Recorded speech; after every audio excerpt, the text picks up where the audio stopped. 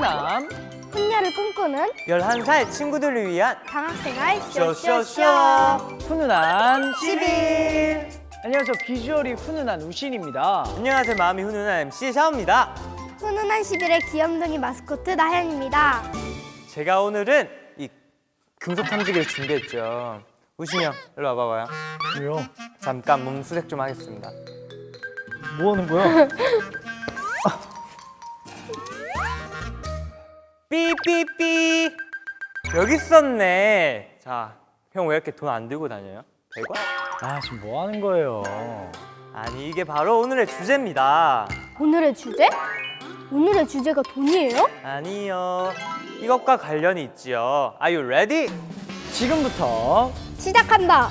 방학생활 쇼쇼쇼. 오늘의 주제는 뭐죠?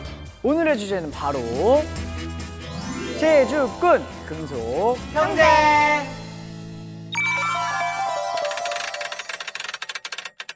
인류의 역사와 함께하고 문명을 발전시킨 금속. 처음 사용된 그 순간부터 우리와 함께해왔는데요. 금속 특유의 묵직한 존재감으로 인간의 문화와 기술 발전에 큰 도움을 줬죠. 우리와 때려야 뗄 수 없는 관계를 맺은 금속에 대한 모든 것을 함께 알아봅니다. 오늘 우리가 할 얘기는 우리의 인류의 역사와 때려야 뗄 수 없는 금속이에요. 근데 금속이라고 하니까 잘 모르겠어요. 대체 금속이란 뭐죠? 그러면 우리가 한번 아는 대로 말해볼까? 일단 아주 단단해요. 우리가 쓰는 못이나 망치 이런 것도 다 금속으로 만든 거예요. 그걸로 튼튼한 침대도 만들고 식탁도 만들고 그릇 같은 거는 이렇게 닦으면 반짝반짝해지던데요? 목걸이 같은 것도 그것도 있잖아요. 우신이 형, 우리가 숙소에서 라면 먹을 때 아, 맞아. 그 야근 냉비가 열 전도율이 정말 빨라서 물 진짜 빨리 끓어. 라면 먹고 싶다. 우리가 금속은 무조건 단단하다고만 생각하는데 사실 금속은 높은 온도에 열을 받으면 녹아서 다양한 모양으로 변하기도 해. 그러고 보니까 금속이 가진 특징이 되게 많네요? 다양한 매력이 많이 있어요. 저처럼. 근데 이 금속은 언제부터 사람들이 사용하게 된 걸까요? 한번 알아볼까?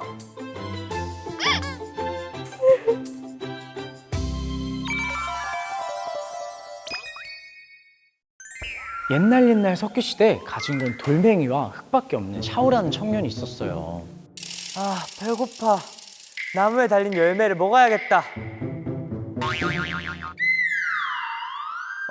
저 사람 지금 뭐 하는 거지? 손에 들린 저건 또 뭐야? 시대가 달라졌어, 이 석기시대 사람아. 언제까지 돌멩이랑 흙만 갖고 살 거야. 이 반달 돌칼을 써봐. 훨씬 쉽고 편할 거야. 반달 돌칼이라는 새로운 도구를 가지고 나타난 우신은 이제 신석기 시대가 지나고 청동기 시대가 왔음을 알려주었어요. 와, 대박. 짱 좋아. 하지만 시간은 흘러 시대가 바뀌고 또 새로운 문명이 시작되었습니다. 저거 자를 거야. 나 저거 먹을래. 내가 더 편한 걸 알려줄까? 더 편한 게 있어? 검을 이용하면 더 쉽고 편해. 청동보다 한층 강력한 금속인 철의 등장으로 농기구와 건축 등 다양한 분야에서 인류의 문명은 꽃이 피기 시작했답니다. 우리 조금 더 자세히 알아볼까요? 인류의 발달 과정은 흔히 쓰던 도구의 재료에 따라 신석기, 청동기, 그리고 철기 시대로 나뉘어져요. 신석기 때는 돌이나 뼈 바늘과 같은 도구를 이용했다면 청동기 시대에 들어서는 여러 금속을 사용하게 돼요. 주로 구리가 섞인 것으로 비파형 동건과 같은 무기나 반달 돌칼과 같은 도구를 본격적으로 생산했어요. 그 다음에는요? 이후 청동기를 잇는 새로운 금속기인 철기 시대가 시작되었는데 철을 이용해 도구를 만든 시대를 말해요. 지금도 철을 사용하잖아요. 맞아요. 지금도 철기 시대예요.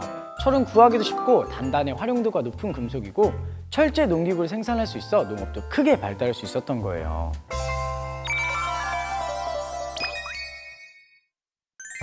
다시 한번 정리해볼까요? 인간이 돌을 도구로 사용한 석기시대.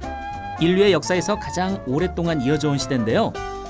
지금 존재하는 모든 인류가 석기시대를 거쳤을 텐데요. 당시 사용된 유적과 유물은 지금도 발견이 되고 있죠. 석기시대를 이은 청동기시대. 대표적으로 청동 무기가 사용되며 본격적인 전쟁이 일어났고 거울, 방울 등 제품을 만들기도 했어요. 청동기 시대 이후 철의 가공법이 널리 퍼지면서 철기 시대가 되었어요. 철은 청동에 비해 단단하고 다양하게 활용할 수 있는데요. 우리가 먹는 밥 역시 단단한 무쇠로 만든 가마솥이 생기면서 맛있게 지을 수 있게 되었다는 사실. 금속은 참 쓸모가 많은 자원이네요. 아, 이렇게 발달이 되어 왔던 거군요. 우리가 아주 간단하게 알아봤지만 사실 금속은 우리의 인류의 역사와 함께 해왔어요.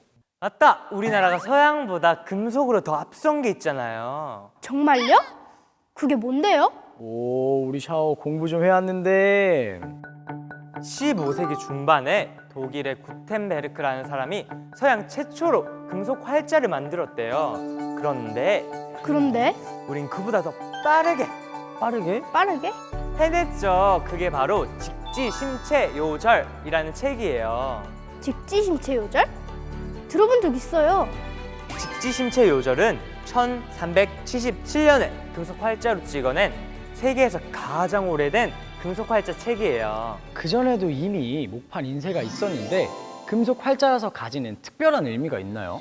나무로 만든 목판은 보관하기가 어려웠어요. 쉽게 틀어지고 갈라지기도 하고 금속 활자는 이러한 문제점을 보완할 수 있었죠. 아, 금속 활자는 말 그대로 금속으로 만들었기 때문에 닳지 않아서 오랫동안 인쇄가 가능하고 목판과 다르게 물이나 불에 강해서 보관과 관리가 훨씬 편리했겠네요. 빙고! 이처럼 역사적 가치가 뛰어난 세계 최초의 금속 활자 직지심체요절은 유네스코 세계유산에 등재되어 있답니다.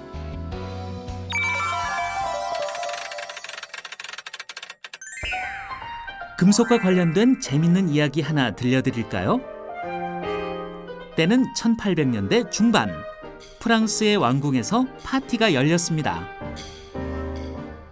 나는 나폴레옹 3세. 여러분을 위해 파티를 열었으니 마음껏 즐기도록 하세요. 당시 알루미늄은 비싼 금속이었어요. 여기 왕족에게는 알루미늄으로 된 포크를 주겠소. 그리고 신분이 낮은 저 사람에겐 금으로 된 잔을 주겠소. 당시 부유층에게 알루미늄은 금이나 은보다 비싼 금속이었어요. 뭐라고? 기분이 나빠서 여기 있을 수가 없어. 나도 알루미늄 포크를 쓰고 싶다고. 나폴레옹의 뜻에 따라 황실 근위대의 독수리 장식이나 투구와 같은 고가의 제품에만 사용되곤 했었죠. 이처럼 알루미늄이 금보다 귀했던 시절도 있었답니다.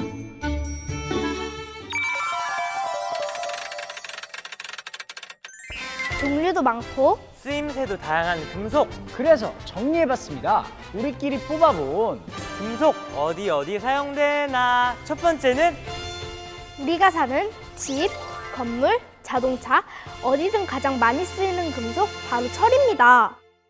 일명 산업의 쌀이라 불리는 금속, 철.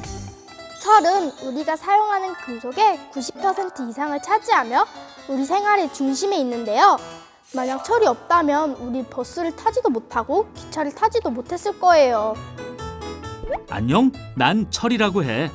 나처럼 쓰임새가 많은 금속 봤어? 사람들이 사용하는 금속의 대부분이 바로 나. 저렴하지, 원하는 모양대로 뚝딱 만들 수 있지.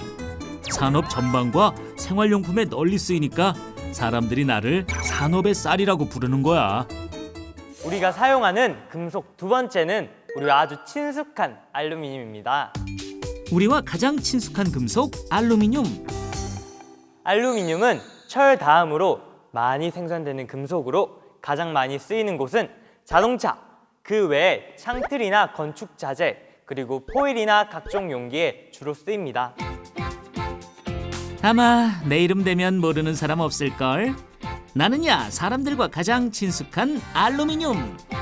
근데 그거 알아?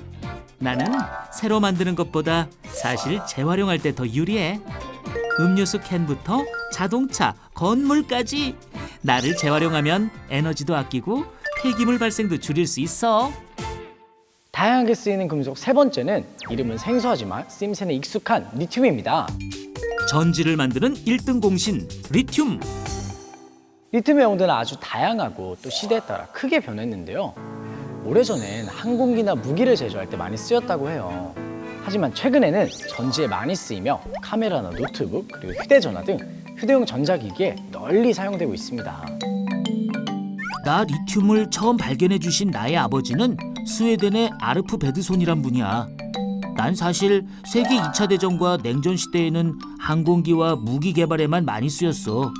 하지만 사람들이 열심히 노력한 결과 지금은 각종 전자제품의 전지에 많이 쓰이고 있지. 금속 어디 사용되나? 네 번째, 바로 구리입니다. 전기와 열이 잘 통하는 금속 구리. 우리에게 청동기라는 새로운 시대를 열어준 구리는 조각품, 건축 구조물, 각종 생활 도구 등에 쓰이는데요. 그중 전선을 만드는 데 가장 많이 쓰이며 주방기구나 동전을 만드는 데도 널리 사용됩니다. 사람들이 나를 사용한 지는 1만 년이 넘었지만 본격적으로 나를 많이 만들어낸 건 1900년대 이후야. 내 자랑 좀 해볼까? 나는 알루미늄보다 열을 더 잘 통과시키기 때문에 전기기구나 전선에 거의 들어가 있어. 하지만 위험하니까 함부로 손으로 만지면 안 돼. 금속 얘기하는데 이거 빠지면 섭하죠. 녹이 잘 슬지 않고 단단해서 쉽게 찌그러지지 않는 이것. 우리 주방에 가면 하나쯤은 다 갖고 있는 이것. 바로 스테인리스 스틸입니다. 금속계의 팔방미인 스테인리스 스틸. 요리기구나 수술기구 그리고 자동차와 항공우주 구조물에 쓰이며 큰 빌딩을 세울 때 건설 재료로도 사용된다고 해요. 나 스테인리스 스틸은 쉽게 녹슬지 않고 상하지 않아 오래 쓸 수 있는 데다가 유지 비용도 저렴해. 정말 대단하지? 요리 도구, 수술 기구에서 자동차나 건축 구조물까지. 난 단단하고 쓰임새가 아주 많단다. 어때? 금속계의 팔방미인답지? 금속 어디 사용되나? 그 마지막 티타늄입니다. 단단하기로 둘째가라면 서러운 금속 티타늄. 티타늄은 다른 금속에 비해 값은 좀 비싸지만 가볍고 튼튼하기 때문에 항공기에서 많이 쓰입니다. 또한 소금기가 있는 짠 바닷물에서도 상하지 않아 선박의 부품이나 낚시 도구, 잠수함의 재료로도 사용되고 있습니다. 내 이름은 티타늄. 이름이 멋지지 않아? 그리스 신화 속 거대한 신의 종족인 타이탄의 이름에서 따왔거든. 나는 몸이 아주 가볍고 단단해서 항공기 제작에 많이 사용되는데 그거 알아? 나는 사람의 몸하고도 잘 어울려서 인공관절이나 임플란트에도 쓰인단다. 여기서 드는 궁금증 하나. 금속 탐지기로 값비싼 보물을 찾을 수 있을까요? 때는 1975년 미국 뉴욕타임스의 헤드라인을 장식한 사건이 있었어요. 모튼 레벤탈이라는 사람 때문이었는데요. 그의 취미는 금속 탐지기로 고대 동전을 찾는 것이었어요. 어느 날 이스라엘의 요르단강 주변을 돌아다니고 있었는데 그가 찾아낸 보물은 로마 황제 하드리아누스의 실물 크기의 동상으로 그 가치는 어마어마했어요. 덕분에 땅에 묻힌 보물을 찾는 일이 많아졌는데요. 하지만 진짜 보물의 발견은 흔치 않았는데요. 금속 탐지기로 보물을 찾을 수 있다? 찾을 수는 있습니다. 하지만 아주 희박한 확률이므로 큰 기대는 하지 말아야겠죠? 여러분, 금속도 재활용이 된다는 것을 알고 있나요?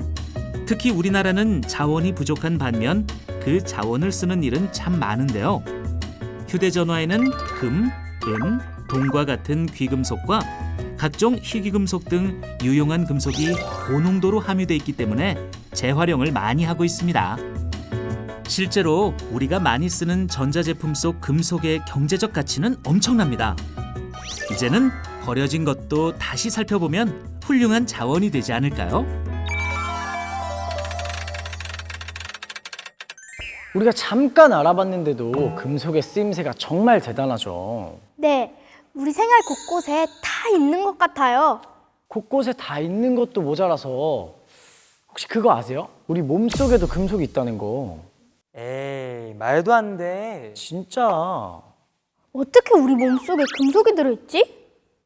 우리 몸속에 있는 금속 성분은 크기가 아주 작아서 눈에 보이진 않지만 생명체가 살아가는데 아주 중요한 역할을 해요. 대표적으로 뭐가 있는데요? 철이요. 철은 몸속 산소를 운반하는 역할을 담당하는데 혈액을 만드는데 꼭 필요한 성분이에요. 그래서 몸속에 철이 부족하면 빈혈에 걸릴 수도 있어요. 빈혈이요? 그럼 철이 부족하지 않게 하려면 어떻게 해야 해요? 혹시 우리 친구들 중에 채소 안 먹는 친구들 많죠? 저는 다 잘 먹어요. 저는 파프리카 좀 안 좋아해요. 안 친해요, 파프리카랑. 그럼 안 돼요. 푸른잎 채소에는 철분이 풍부하게 들어있기 때문에 엄마가 만들어주시는 나물이나 채소는 편식하지 말고 꼭 챙겨 먹어야 돼요. 시금치! 그렇지, 시금치 좋아요. 채소 말고 다른 데는 없어요? 달걀 노른자나 검은 콩에도 철분이 풍부하게 들어있으니 편식하지 말고 꼭 챙겨 먹도록 해요. 알겠어요. 그리고 또 있어요? 우리 몸에 있는 금속 하나 더! 힌트를 줄까요? 멸치에 많이 들어있는 거. 멸치? 칼슘! 맞아요, 칼슘이에요. 칼슘은 뼈와 치아를 튼튼하게 해주는 거잖아요. 나연이가 잘 알고 있네. 그러면 칼슘이 부족하면 어떻게 될까? 이가 약해지고 뼈도 약해지겠지. 그러니까 칼슘도 빼놓으면 절대 안 되는 중요한 성분이에요. 칼슘은 멸치와 우유와 같은 유제품에 많이 들어있으니까 이것도 잊지 말고 잘 챙겨 먹기로 해요. 잘 먹을게요.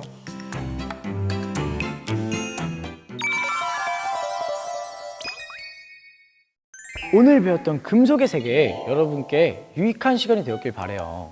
평소 우리가 생활할 때 주변에 어떤 금속이 있나 둘러보는 것도 재밌을 것 같아요. 방학이 끝나는 그날까지 잊지 말고 본방사수. 몸도 마음도 훈훈해지는 그날까지 안녕. 안녕. 다양한 매력이 많이 있어요. 저처럼 삐삐삐삐.